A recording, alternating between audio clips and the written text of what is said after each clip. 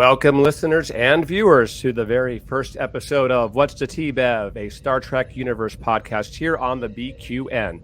I'm your host, Christos Generis, and this will also be the very first time for BQN to have a video podcast. So we are in uncharted territories here.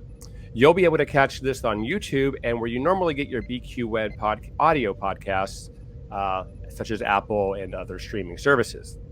So listeners, this will be a little different. The best way to consume this podcast will be via YouTube, as there will be visuals with the content that we are talking about. What's the T-Bev? What's this all about? Well, we're going to be interviewing members of the LGBTQ family from all over the world. We'll be talking about everyone's love of Star Trek, how they got into Star Trek, who their favorites are. We have 6 questions we'll ask every guest, and then we'll get into some current events discussion. You might have wondered about the name a little bit. What's the T-Bev? That does come from my favorite Star Trek character, Beverly Crusher. I have loved Beverly Crusher since I was 10 years old and TNG premiered. I was also very upset as an 11-year-old when I found out that Beverly Crusher was gone. But as we all know the rest of that story, she came back. Why do I love Beverly Crusher so? I think like a lot of gay men, especially gay men of my age, we love strong heroines in, not just sci-fi, but in pop culture in general. One thing I was like very surprised to find out once I hit adulthood and started meeting other guys my age was that we all had this love of Leia Organa, Wonder Woman, Catherine Janeway, Major Kira, She-Ra, and Beverly Crusher. So I think that's where it comes from. I think we identify with strong female characters for whatever that reason is, and maybe that's something we'll be talking about as we go with our guests. So Beverly inspired the name of this podcast, so just want to throw that in.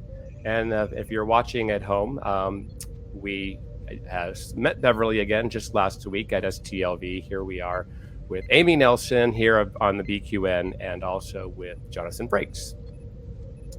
All right, so we are going to get into our first ever guest here on What's the T-Bev, a friend of mine for several years now, somebody I've met through Stlv and going to Star Trek conventions.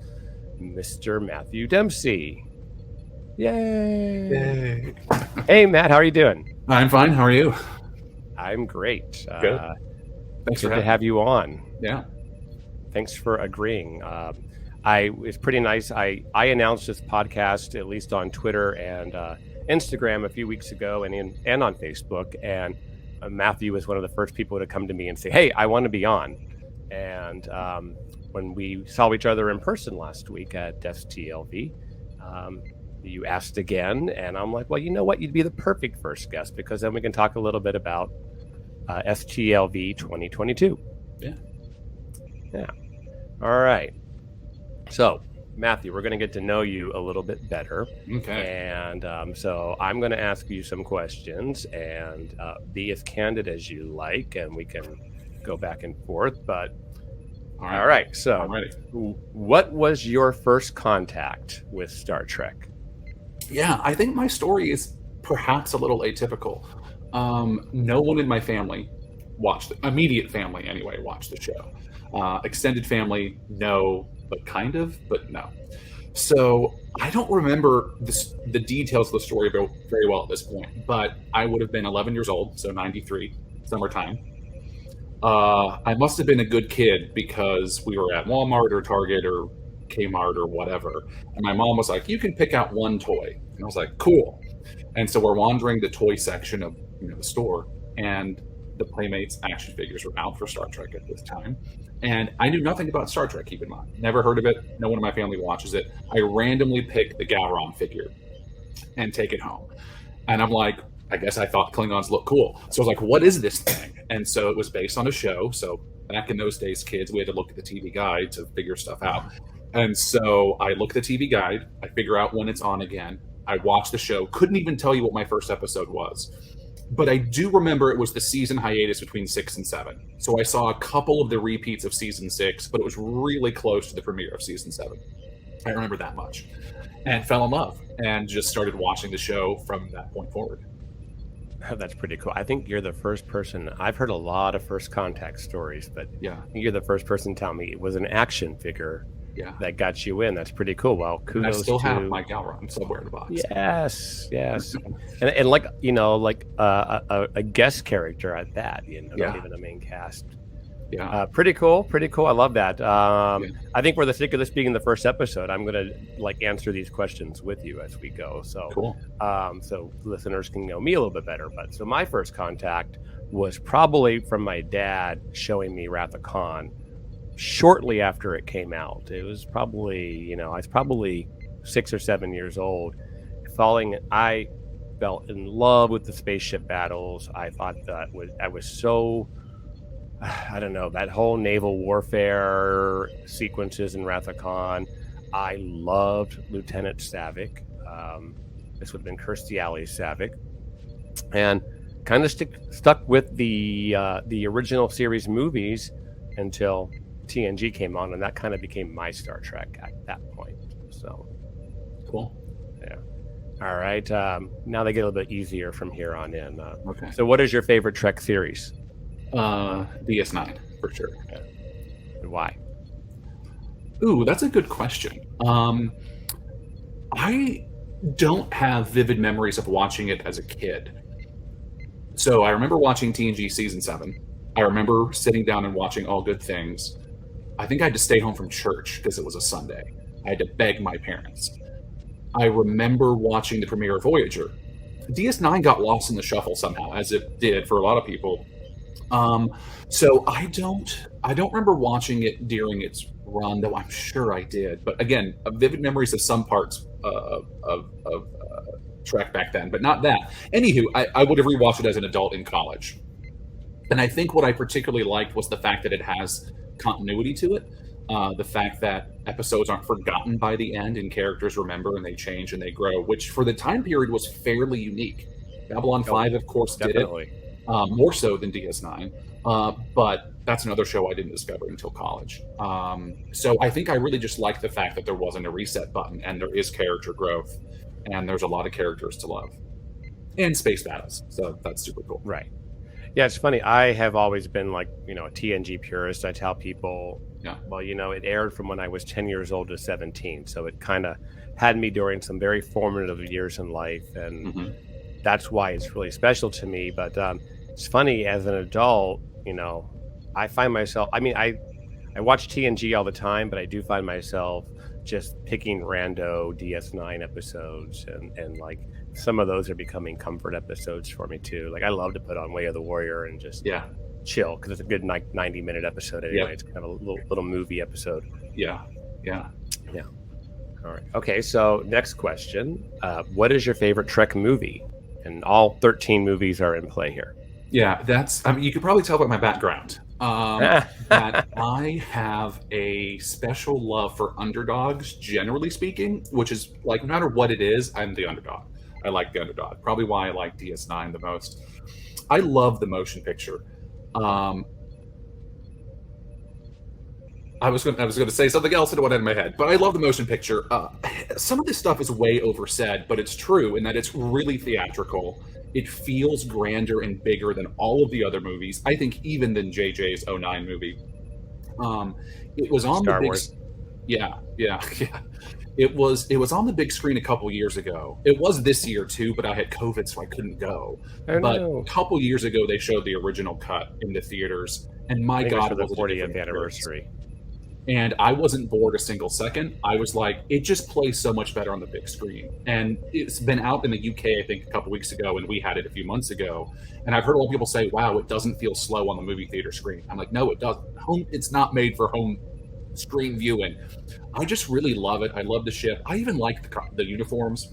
There's just something about it that feels magical, and I love it. I feel like time has been very kind to it. I find myself watching it as a comfort movie a lot. In fact, I literally had it on this morning and I stopped myself because I remembered hey, wait a minute, Tuesday the Blu-ray 4Ks come out. And I did Right. order that ridiculously expensive, like $100 box set version of it. So I'm like, Same. I'm not gonna watch it on Paramount Plus today because I'm gonna get this Blu-ray in a couple of days, and I'm gonna want to play with Right. that. So Right.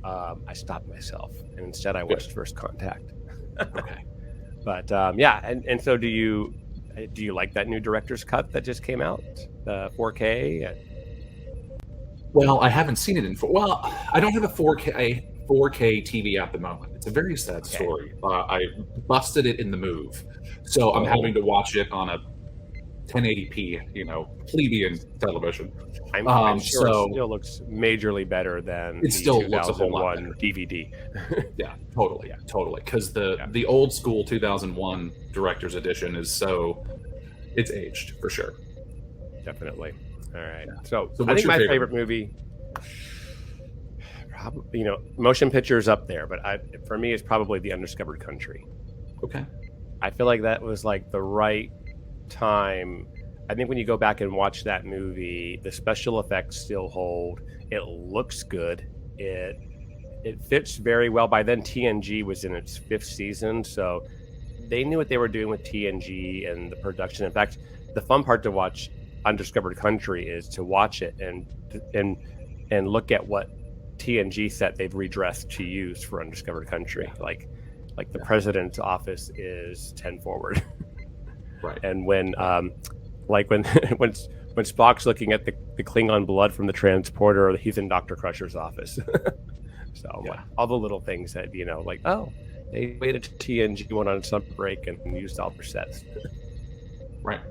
But yeah, I love Undiscovered Country. I love it. It's fast paced. I love that we kind of have the Enterprise and the Excelsior going on there.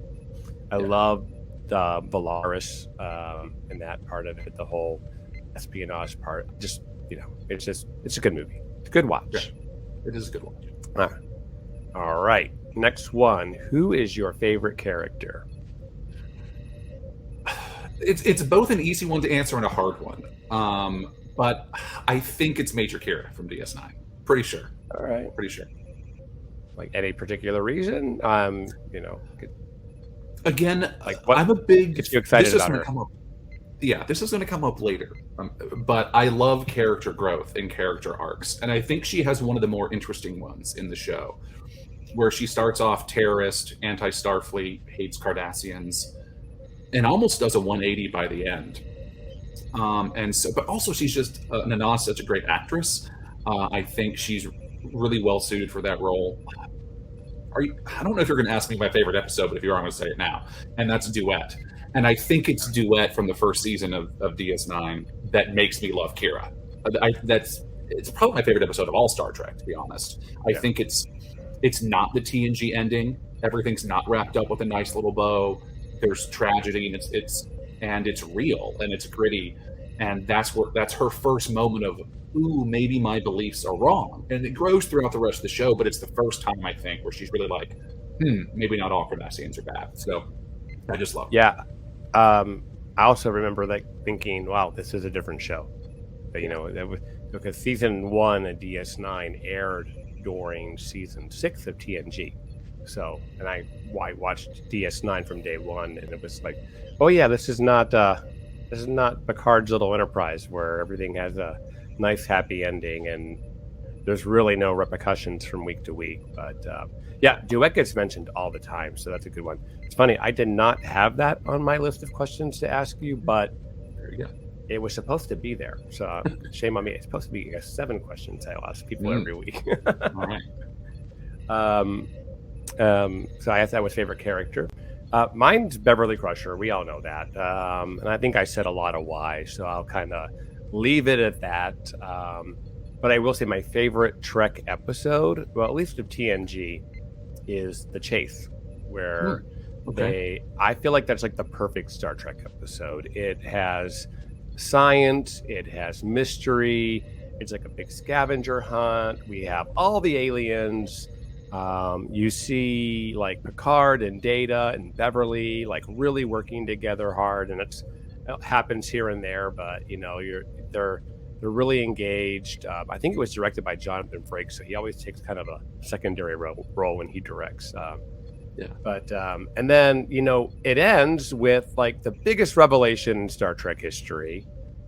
What that message at the end from the founder, not founder, that Yeah. we're all the same. It's such an allegory for the human race, and like just shut up and get along, people. We're all made of the same stuff. And my only regret about that episode is that it never really gets mentioned again. Like, the biggest revelation in probably in multiple species histories never gets brought up again. Oh, Go Star Trek. All right. Well, because of the way you answered your last question, I can ask you the next question. Who is your favorite captain? Oh, okay. Because you'd given me a captain as your favorite character. That kind of would answer that question. Yeah. That's funny. I don't think about that often. I know it's a very common Trek question. Yeah. I mean, the easy answer is probably Cisco, and it's probably true. I'm trying to think about the newer shows, if any of them are I would call favorite. No, I do like Picard a lot in TNG, but I'm going to go with Cisco. I love it. Yeah. I don't. Again, I think it's my love of Avery bleeding in a little bit more so. He's just so different than Sir Patrick or Picard, both in terms of how he acts, his acting, and just he feels more like a human. And Picard is very much like the human we should be striving to be, at least in TNG, except for his loathing of children in season 1. But I don't know. A lot of people critique Avery's acting like he's an overactor. It's never bothered me. I think he's great. No, I think they hit it out of the head when they went, from William Shatner to Patrick Stewart to Avery Brooks to Kate Mulgrew. Mm-hmm. They kept casting dramatically different people to be the captain. So it never felt like the same old, like, oh, this is just same old TOS, just, different ship, or it felt different. They all had their own style to them. And I'm not even sure I can answer this question. I'm probably somewhere between Janeway and Picard. I love Janeway for a lot of reasons. I love that she's like not just the captain, but like even in the opening episode, she goes down and fixes the warp core because the engineer died or disappeared off the ship. I think died, but had to have died because we get B'Elanna from the Maquis. So the fact that the captain can get in the turbo lift and go downstairs and fix the warp core, I don't think Picard could have done that, and I don't think Kirk could have done that, and I don't think Cisco could have done that. So the fact that she had this science background, I thought it lended a lot of credibility to her. So I love that. So awesome. All right, a little more holistic question. Like, what does Star Trek mean to you? That's a hard one too, because it's easy to give the cliche answer, and I don't know that mine it saved my life or it inspired me to do whatever, and those are completely valid, meanings of Star Trek. Let's see. So if I was 11 in '93, so viewers do the math. What grade are you when you're? I feel like that's junior high. Yeah, like 14 is usually a freshman in high school. So you're probably sixth grade, give or take. So I didn't at that time then know I was gay. That wasn't something that, maybe. No, it was 8th grade. I know that was 8th grade for me. So it may have spoken to me on a subconscious level of we can all get along and differences are celebrated and those kinds of things. But I don't know that those were conscious thoughts to me as an 11-year-old discovering the Galron action figure and watching the show. Right. I wanted to see phasers and photon torpedoes. And, ships blowing up. But as an adult, I certainly appreciate all of those things. The allegories that probably went over my head as a kid, the messages of the show, the morality plays, as Roddenberry would call it. I certainly appreciate the acting, but as a kid, I wouldn't have cared about any of that. So what it would have meant to me early on, I don't know if it's the same as what it means to me now, but honestly, what it means to me now is just something that's been with me almost my entire life. I just turned 40 this year, and I've liked it since I was basically 10, 11. So, 3/4 of my life, I've been a huge fan of this show. So it's just sort of my it's just a comfort food in a way. And honestly, it's not much more profound than that, even though I can appreciate all of the profound things that have come out of this show. I like that. I like, it doesn't have to be like this life-changing thing. I mean, like you said, for people that Star Trek has had that impact and it's, saved your life, that's amazing. I can't say the same either. I can say that it got me through some rough times. I got bullied a lot in high school. Same. Star Trek was a comfort thing for me. Kind of being a nerd was a comfort thing for me. All those heroines I listed earlier, I felt like all of those people would accept me for who I am. I had the privilege of meeting Carrie Fisher about a year before she passed away at Star Wars Celebration.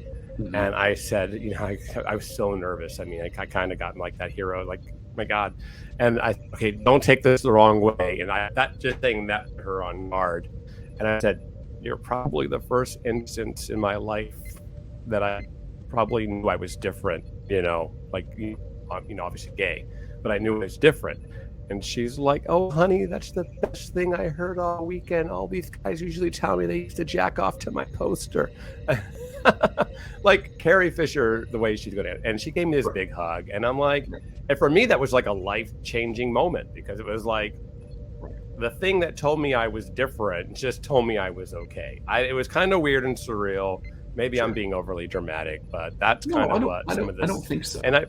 And I feel like sci-fi is the same thing to me, whether it would have been, a hug from Kate Mulgrew or a hug from Gates McFadden. I feel like these were like these strong females that I know their characters would have accepted me. And at a time when I wasn't being accepted, I didn't even talk to my family yet about it, but I knew the outside world wasn't accepting me. So Star Trek was a future where, it was okay to be you, and you saw all the spectrum. And that's so funny that we got that even though we weren't really seeing gay characters yet. And I don't know where that kind of gets in your head. If it wasn't until we didn't see Dax has the kiss in DS9, but it wasn't until Discovery that we really started to see openly gay characters. So I don't know where we read that, but we did. So I guess whatever they were putting in there subliminally, we got it. Right. I have met so many folks sort of our age, gay men specifically, who love this show for all the same reason. And even people who aren't like super huge Trekkies sort of say, I appreciated this about the show. I really wish, memory of my own life is piss poor. But I really wish but I can remember every Star Trek episode, but not my life. I wish I could go back to 11-year-old me and remember what I liked about the show, or just like what it meant to me. Because again, I can import adult Matthew's view of the show onto 11-year-old Matthew, but I don't know that it's the same. But I kept my I was out as a gay person before I was out as a Star Trek fan. Because in the 90s and the 2000s, being a nerd and liking Star Trek was in some ways worse than being gay. And so it was a very, very. I remember the exact moment. It was TNG Blu-rays were coming out, so 2013-ish. And season 7 dropped, and I put a post about getting my season 7 Blu-rays in the mail. And I think that was the very first time I was ever public about my love of Star Trek on my Facebook. I don't think it ever had come up before. And so where I'd been out as a gay person for a really long time. But, just being a nerd and loving Trek was something that was very, very under wraps. And I don't even know that my friends knew. And so, it was just that secret space that only I entered. And I'm sure subconsciously it was exactly what you were just describing. It was that safe space we were accepted even without the gay characters. But it was just very much my own thing for almost all of my time in loving the show. That's so interesting that you kind of like outed yourself as a Trek fan so late, because I'm like, I think that's always been part of my identity, good, bad, or indifferent. But that's awesome. I do love my TNG Blu-rays, but I had taken a long break from the convention circuit. I'd done a couple of conventions when I was in high school, but it wasn't until my 40th birthday that I went to STLV for the first time. And when I first started going to STLV, I was like, oh my God, where are all these gay boys coming from? I'm like, opened up Grindr and Scruff, and it's like, everyone's even got their thing, STLV, and I'm like, Yeah. what? I'm going to find a husband at one of these things because, Right. this is my tribe. If you got the gay and the Star Trek love, we're already halfway there. So, Right. but Right. yeah, I was shocked to get into my adult life and start finding out that there were so many guys with my story. And I thought I was alone on an island for the longest time with what Star Trek meant to me and really how much I loved it and I don't know, just like I said, what it got me through. So kudos to finding your tribe. Yeah. All right, so we're gonna have some fun now. Okay. So before I preface this, I'm gonna show this nice picture of Matt with Gates McFadden because I found out something about Matt while we were at STLV, viewers, and it's that he actually is in Team Pulowski's corner. That's right. So I was a little shocked to hear that, but I love it actually. So, and before we have this conversation, I'm going to say I don't dislike Pulowski. I just dislike that she replaced Gates. And so, talk to me. Why do you prefer Pulowski over Crusher? Yeah, it's certainly a controversial opinion. It sure is. But on a whole bunch of levels. But honestly, it goes back to what I was alluding to earlier, which is she's the only character in TNG that has any growth, certainly within the show itself. Her arc has a clear beginning and end, maybe a middle point, where she comes on as the crusty, I'm going to give Picard crap because nobody else does for the most part, and I'm going to do my own thing. I'm going to go to the bar first and not check in with the captain, and she stands toe to toe with him, whereas most characters don't do that. But then she's a little dismissive of Data, a little at the beginning, and just sees him as a toaster, basically, which is what the attitude of the rest of Starfleet is, essentially. Data. Think about Riker in Encounter at Farpoint. He calls him Pinocchio, is kind of talking down to him. Of course, Riker gets no crap for that. But then there's the Measure of a Man, where the rest of Starfleet's trying to say Data is a machine and the property of Starfleet, and not she's, I think, emblematic of what Starfleet felt. Think about how Janeway treats the Doctor. She gets no crap for that, or how all of the crew does in the early seasons. It's the same story, but one 15-second scene in TNG, and Pulaski can't seem to grow past that. So anywho, but she does. She is his biggest fan by that little finger game episode. I'm forgetting the name at the moment. Snare or whatever that is, yeah. No, it's later. It's like the second to last episode of season 2. Yeah, I think it's the Samaritan Square. No, that's the Geordi Packlid one. It's the Zach Doran guy. They play strategy. I see it. I know what scene you're talking about. I guess maybe I'm just getting that's not Samaritan Snare is different. It's they're doing the battle. It's Yeah, but isn't that the same episode? Wasn't that like he was the proctor for that, but he was on his timeout. That's what he was doing. Bad Trekkies. I'm gonna have to Google. I don't know why we need to argue in 2022 because we have all the answers at our fingertips. What is this?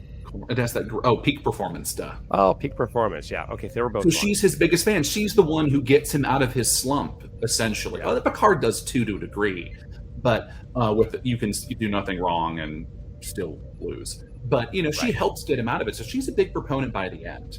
Yeah. As a side note, Melinda Snodgrass, who wrote The Measure of a Man, was at a Phoenix Comic-Con a few years ago, and I got her to sign a few Star Trek things. But I talked to her about my Pulaski love, and she's like, "Oh yeah, the writers' room, we were all Team Pulaski. We loved her the most because she could kind of, in a way, have conflict that Gene didn't want." But long answer short, I like her because she's the only character, in my opinion, that truly has growth from beginning to end. Whereas everybody else has that reset button, and first season characters are the same as 7th season characters for the most part. Yeah, it would have been funny. I'm happy she didn't carry on because obviously I wanted Crusher back. Sure.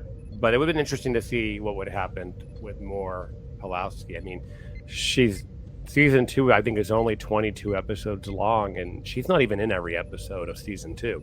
Right. So we only did get a very small. It's almost like we saw just as much Tasha Yar, if you think about it, maybe even more than we saw Pulowski. So yeah, I get it. I get these what they call the reputations. I mean, Yeah. You've heard a lot of people defend the fact that, Kirk really wasn't a womanizer, but that's how pop culture has made him out to be. But if you actually go look at the 79 episodes of the original series, not really. But or like a lot of red the shirts fan die. lore is. Yeah, when it's not that many red shirts die, it's someone did the math. It's like blue shirts die the most, or something. I forget what it is. But yeah. Reputation. Right. All right. So, let's kind of move on to some of hey, what's going on in our lives with Trek and whatnot. Let's see. First off, I guess viewers and listeners, I don't know if you know, but a new Picard comic book dropped a few days ago. It is set after the events of Picard Season 2. It's called Picard Stargazer. And Matthew and I both actually got to read it. So, Matthew, what'd you think of this? I liked it overall. Yeah, I liked it. Yeah. That's my short answer. I liked it. Yeah. I don't want to give too many spoilers away. I don't want, especially since we didn't, but I think it starts to bridge the gap of how 7 of 9 is going to end back up in Starfleet. And I think that's really, what, so I'm going to encourage our viewers and listeners to go read it, because I think it's going to, set up some of season 3. And kudos if you spot some of the canon issues with this comic book. There's a few. Yeah. Let's see here. Did you happen to watch Lower Decks this week? I love the picture of Boimler with this little outfit. I can't wait for someone to cosplay that because it's hilarious. Which one? Boimler with his little Klingon hat thing, Oh, yeah. Somebody needs to do a Boimler in this Klingon stuff. But yes, I did watch it. Yeah. I like this week's episode. It did seem a little bit like getting back into the groove. The Captain Freeman being innocent, guilty, or, presumed guilty and then innocent. That kind of got resolved a little fast for me. I mean, I thought it'd go at least one more episode. Yeah. And then they show that whole little montage in episode 1 with how they solved the problem with, Captain Batesman and Tuvok and the chain of command tactical outfits and everything. And I was like, I would have loved to see a little bit of that got played out. Kelsey Grammer can't be that hard to get. He's literally making Frasier for Paramount Plus right now. So I'm like, he's on the payroll, people. True. Did you watch that week's Ready Room? I did not. We were at STOV. I forgot about it till I came home from STOV, but I did. And because I agreed with your initial take, which is, that was resolved quickly. That's odd. But then Mike McMahon, the creator of the show, says, that's something the upper deckers would have solved. Lower deckers never would have been involved, so that was never going to be the story we told. And I was like, okay, I buy it. And I'm more okay with it. I will buy that. If I were putting myself into that Lower Decks TNG season 7 episode, yes, those people down there, would not have been the ones on the mission. Riker and Beverly and Data, they would have gotten that all taken care of. And he said exactly what you said, which is this is an episode we'd all love to see, but it's not the angle our show takes. So yeah, it's actually not. It would not be about them. You're right. I love that. I love that. So, see here. Moving on. A little bit more Mariner there. I love that reference back to Star Trek 2009. Yeah, where she did the whole tactical jump in her suit with her parachute and still got hung up as well. Yeah. All right, let's move on to our next topic, the one that I've talked about in a few other podcasts, but I'm going to ask you. So we've got this love letter to Star Trek The Next Generation that's already in the can. Mm-hmm. And we're going to be seeing here in a few months the entire original cast or main cast, we should say, of Star Trek The Next Generation will be on Star Trek Picard. And we know that it's going to not just be cameos, but it's going to feature on these characters with only Michelle Hurd and Jerry Ryan sticking around from season 2. Yeah. And we do kind of know that this is from what has been said at Comic-Con and Terry Metalis and a few others, that this is a very big kind of Jean-Luc and Beverly story. So, that's kind of what we know. What are you hoping to see in this season? What would delight you? Well, Pulaski, but I did tweet at Terry and said, hey, during STLV, I was like, is there going to be any Pulaski love in this season? Because Denise Crosby mentioned we're going to see Tasha somehow, whatever that means, TBD. But all he said was, he did respond to my tweet about Pulaski, and he said, if you listen closely. So, not sure what that means. Like, it's probably a little too soon for a USS Pulaski, I would assume. But maybe there's just some reference in background dialogue, a Pulaski cure, or she's seeing some sort of medical reference, Pulaski's cure for, So, to be totally honest, Picard is my least favorite of all the Trek shows. I find season 1 barely watchable. I thought season 2 was an improvement, at least in terms of being entertaining. So I have zero expectations of season 3 because I hold the show in such low regard already. And I'm a new Trek lover. Like, I'm not a new Trek hater. It is kind of it's a little clear the show just never knew what it was doing. Season 1 is disjointed. Season 2 is a little less disjointed, but then they get rid of half the cast. So clearly Terry didn't want to deal with any of them now that he's full-time showrunner for season 3. I think they couldn't afford them. Maybe, but also, how do you bring back all of the TNG folks not being a cameo and still have 4 other characters to deal with? It would have been very logistic. It's a lot of people's service in the script, right? So I get it, but I don't know. I don't have a lot of expectations, to be honest. I try not to read a whole lot of spoilers and those kinds of things. So I hope it's good.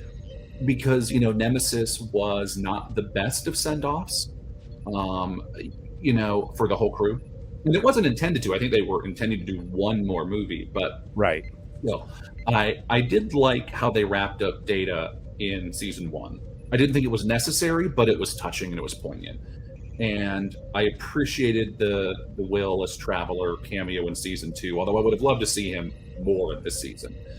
Have a scene with Beverly, and you still might see that. Maybe he has said, Will Wheaton has said he's not back, but who knows? Actors have to. They lie. They all lie. They're not allowed to talk about it. I know. They don't lie intentionally. They just, what are they going to say? They can't say yes or no, because either way, they say no, at least they're not giving it away. If they say yes, they're confirming, which violates their NDA. If they say, well, if they be ambiguous, then we take that as a yes. Then. So they just say no. And he's been pretty emphatic, but again, he's a traveler now, so that type of special entity is probably hard to work into a story. It's kind of like Q, it's hard to, because they can do everything. So anyway, expectations, I just hope that it's a fitting end, that their stories get closure, and honestly, I hope we never see them again. Because I'm not anti-legacy character, but it's often used in Marvel or Star Wars, especially Star Wars, or nothing needs to be on Tatooine ever again. Star Wars thing, but it's a member berry, which is, remember that. It's okay. Give me new characters to love.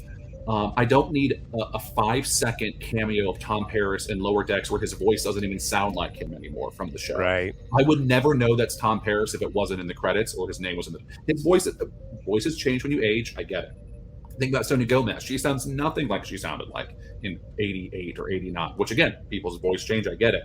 Right. But Lower Decks, I think, does it okay because it's so short. But I don't want a Janeway show. I don't want the Section 31 show with Michelle Yeoh. I don't want a Jerry Michelle spinoff show. Just give me new people, new things to love.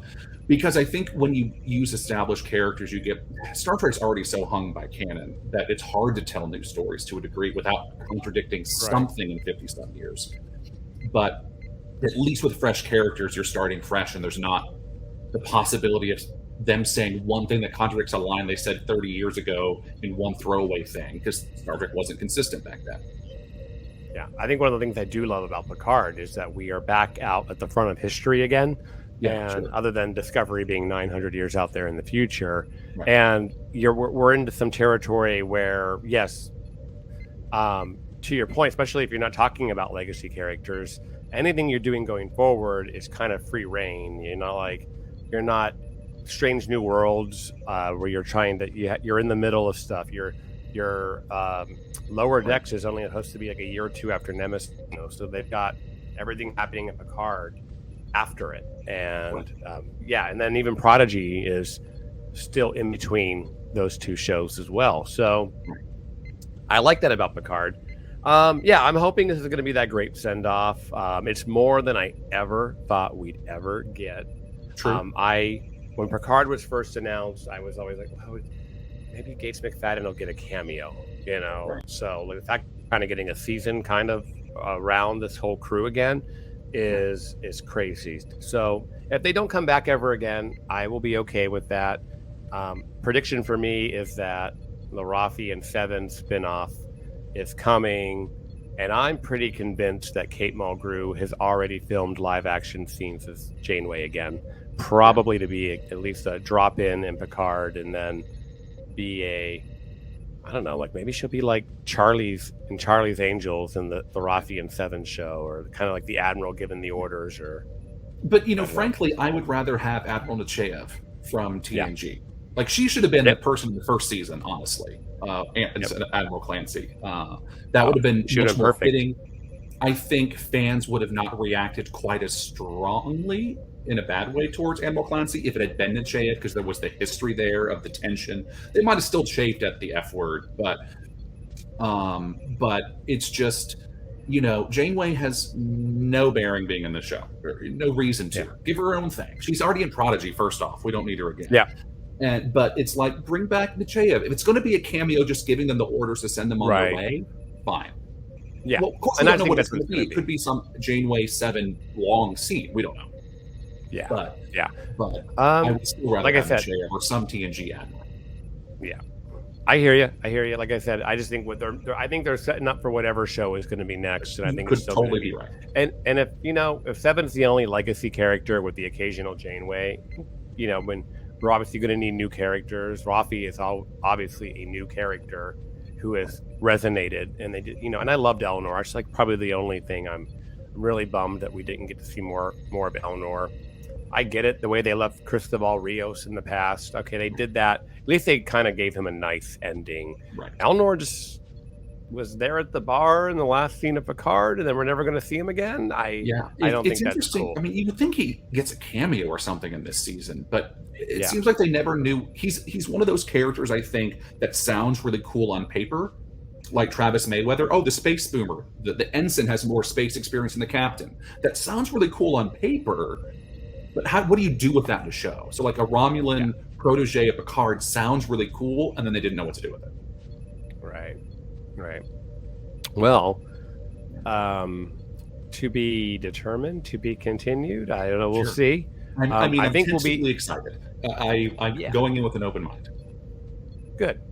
I think that's the most important thing, right? We're going to watch it. We're going to hope for the best and keep our fingers crossed, right? That they don't mess it up. Right. So coming up in just 5 days from the day we're recording is Star Trek Day. This is going to be, I think, the third Star Trek Day celebration. I had to put this on my calendar today, so I remember to leave the office and just work from home the rest of that day, because I'll throw that up on the big screen TV and just, because they're doing it so that our friends in Europe can also partake, which I'm great, happy that that's happening. Last year it was in the evening, and even the East Coasters had to stay up a little bit late to watch it. So lots of people going to be there. Tawny Newsom's going to host it with Paul Tompkins.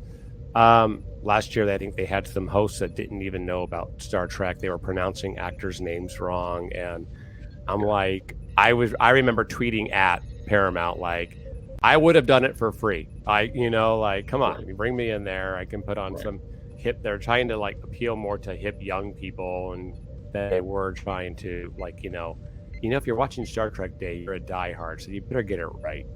Right. You know, Totally. So I'm glad that we are seeing that.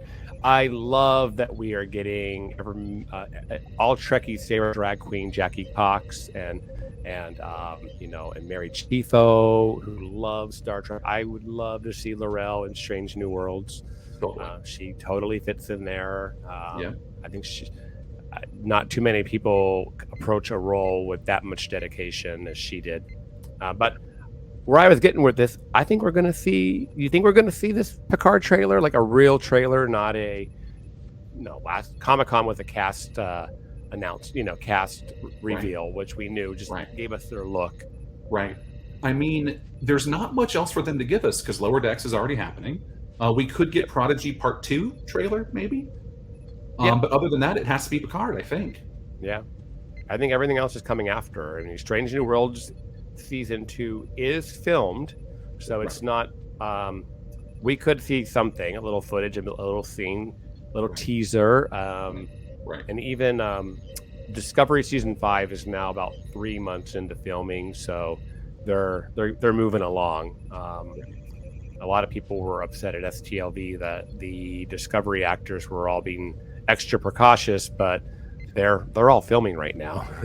And can't afford to get sick. So, I'm looking forward to it. I mean, obviously, we'll probably next week I'll have a lot more to say, covering the news from. But maybe they'll give us the date that the season 3 drops for Picard. Yeah, I think we're heading for January at the earliest. But yeah, we got 7 more weeks or 8 more weeks of Lower Decks. We're going to have 10 weeks of Prodigy, and then that'll probably get us right to about the end of the year. Believe it or not, that's scary to say, but then we'll be ready for Picard.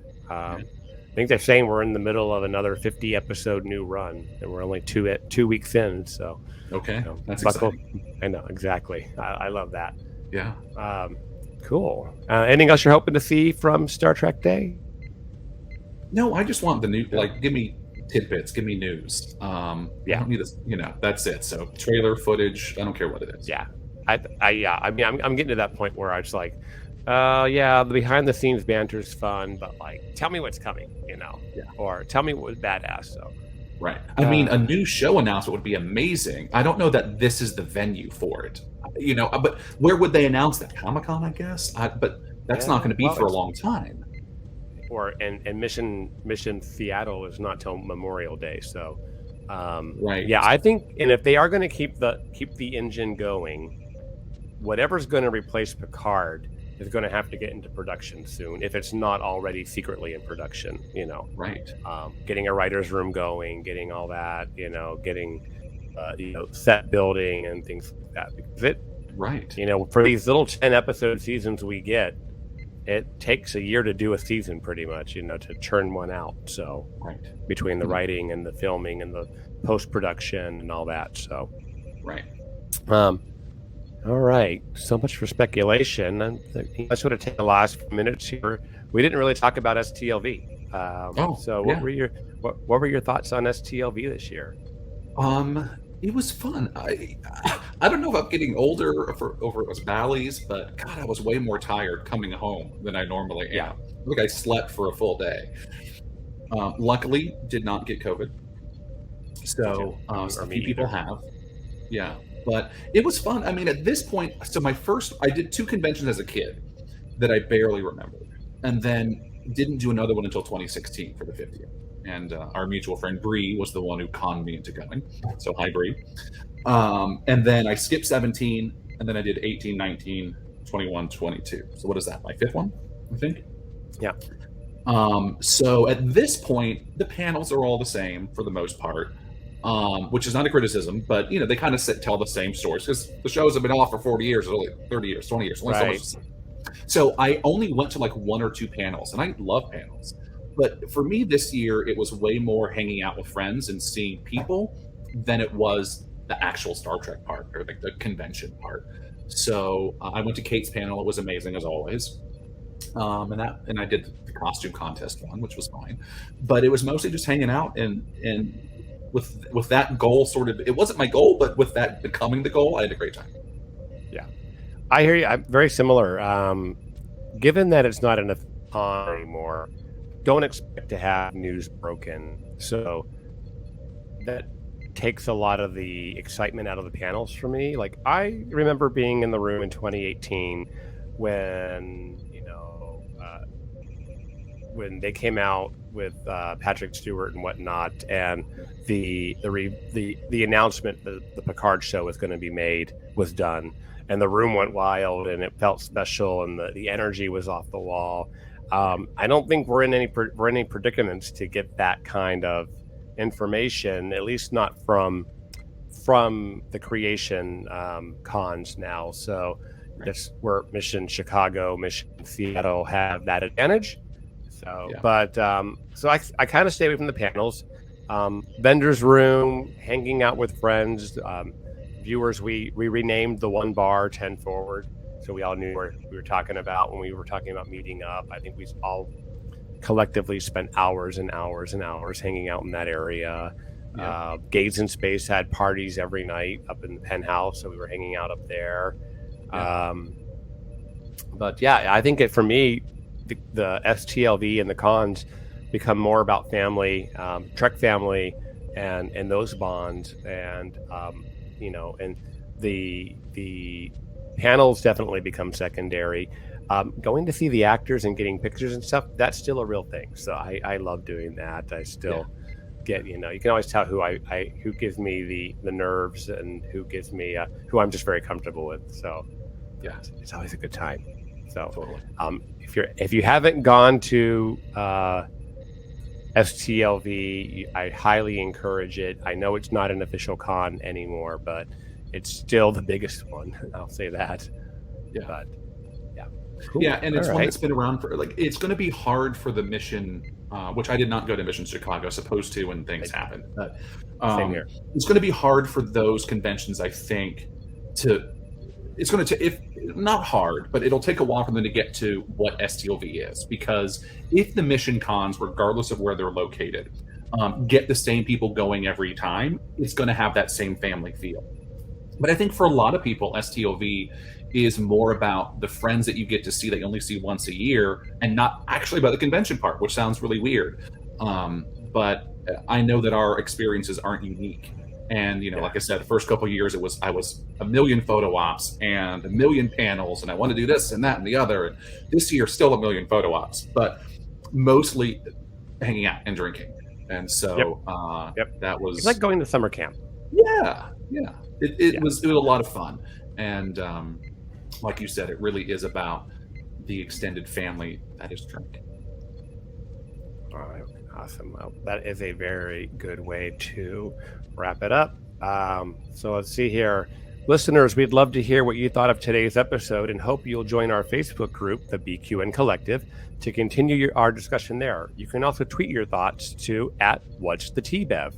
We'd love for you to reach out, and we'd love the interaction. So please follow the network on Twitter and Instagram @BQN Podcasts. Follow me at GreekSD, and Matthew here at Matthew C. Dempsey. Hit the subscribe button here on YouTube or Apple Podcasts or wherever you get your podcast, and leave us a star rating and a written review. That helps others find the show. I want to personally thank Mark White and Amy Nelson. Mark did our amazing artwork and has been very supportive of this endeavor for me. And I got to tell you, Amy Nelson, my little big sister, as I call her, she actually got me into podcasting. It was, several years ago. And most of the podcasts I've done have been with her. So, and Mark. So, if you'd like to help us keep all of our shows coming to you each week, you can become a Patreon of the network on Patreon. Join the Hive to enjoy It's Green, Amy's Math Moments, and other network perks. With a monthly subscription of $5 or more, you can join our meetings on the Hive Mind on the second Saturday of each month. Visit patreon.com/BQN to get all the details and watch your messages. So, Matthew, thank you so much for being the first guest of What's the TBev. it's not quite the shit show I thought it was going to be. Yeah. Well, thanks for having me on the inaugural episode. I'm sure it's going to be a super successful show. Well, thank you. I appreciate that. Yeah, this is my first time doing any sort of video podcasting, so learning all the software and transitions and whatnot. That was definitely a little bit of work, but I think you did all right. I think it was great, and you'll look back in a month or 2 or 3 and be like, "Oh my God, what was I doing?" But I think it's a solid part. That's the best part of anything, right? It's just like TNG season 1. What the hell were they doing? It's just like Pulaski. He grows, and so will you.